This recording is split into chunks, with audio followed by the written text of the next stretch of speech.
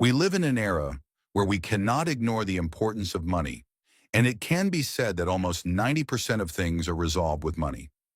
Everyone is striving to become wealthy, but many great thinkers and philosophers have profound insights. For instance, Schopenhauer says, "The absence of suffering is happiness." This means that to achieve happiness, we must first free ourselves from pain and suffering. So why shouldn't this principle apply to wealth?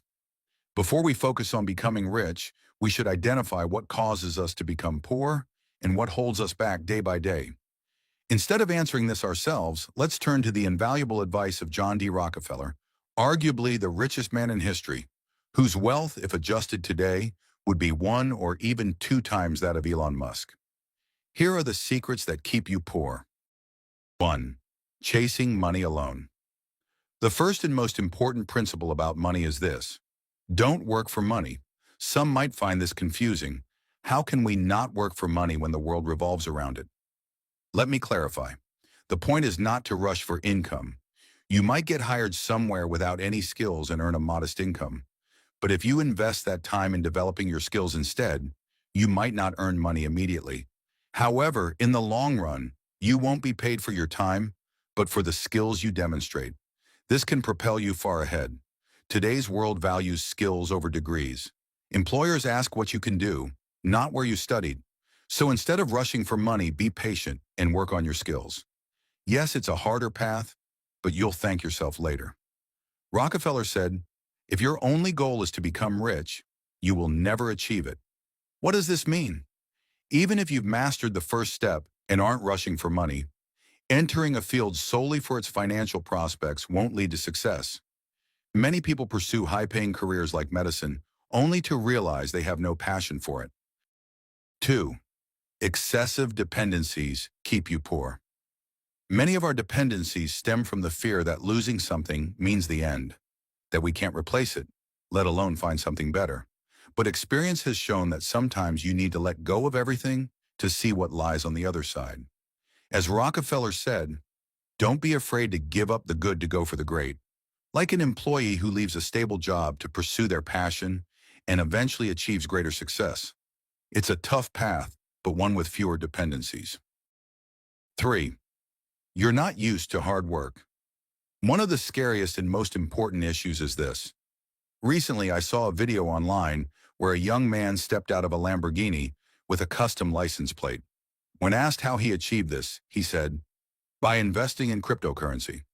When teenagers repeatedly see such scenes, they start believing that wealth comes from simple investments. Even older adults can fall into such traps, unaware of the policies behind these markets. Let me be clear. No one, I repeat, no one, has ever succeeded without hard work. You can't improve your financial situation by watching motivational videos or repeating affirmations like, "I am rich and the world is full of abundance." We all know these things are irrational. Eventually, you must sit down and work on your projects.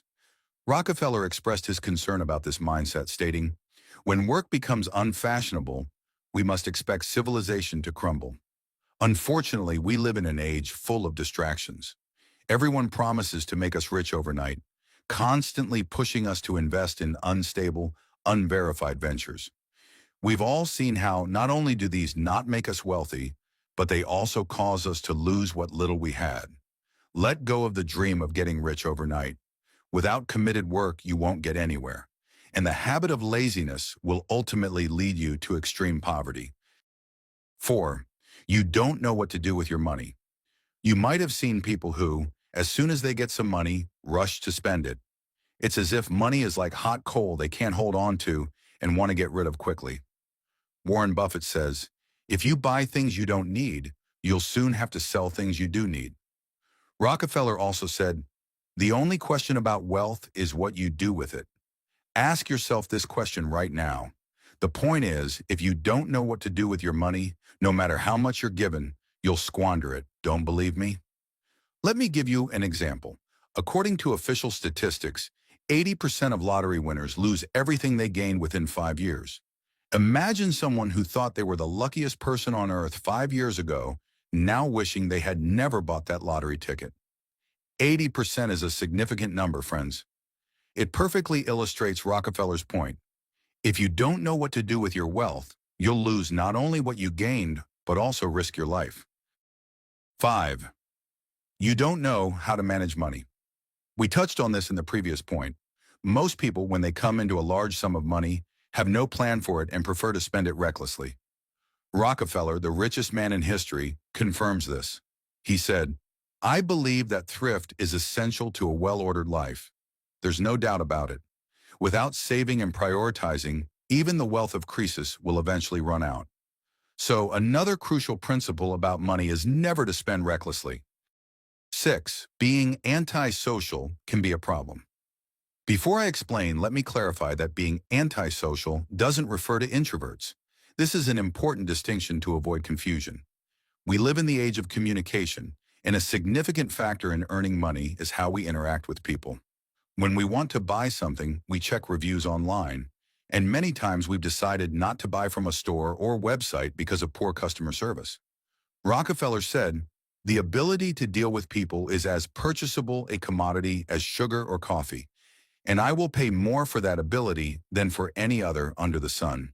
If you learn how to interact with people properly, they will make you rich. But remember, being social doesn't mean constantly being in crowds and neglecting yourself. A person can grow in solitude. As Rockefeller said, solitude is one of the essential requirements for success in life, no matter what the goal. In conclusion, there's no doubt that being wealthy is good. Wealth can bring you prestige, comfort, and even a good spouse. Things you know better than I do.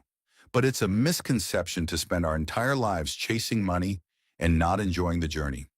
Even a wealthy man like Rockefeller wasn't oblivious to this.